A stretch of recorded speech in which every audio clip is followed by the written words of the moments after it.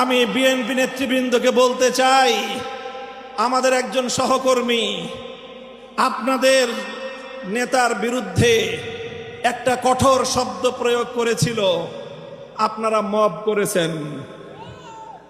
তাই আমি ব্যক্তিগত আক্রমণ, ব্যক্তিগতভাবে কাউকে কোনো কটু শব্দ উচ্চারণ করতে চাই না।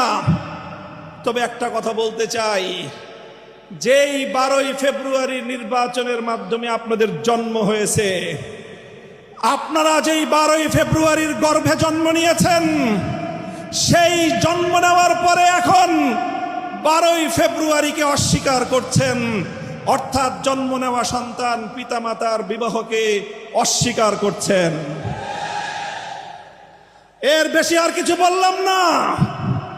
যদি আমাদেরকে বলতে বাধ্য করেন, আমরা এরপরে আর কোনো ব্যক্তির ব্যক্তিগত সম্মানের দিকে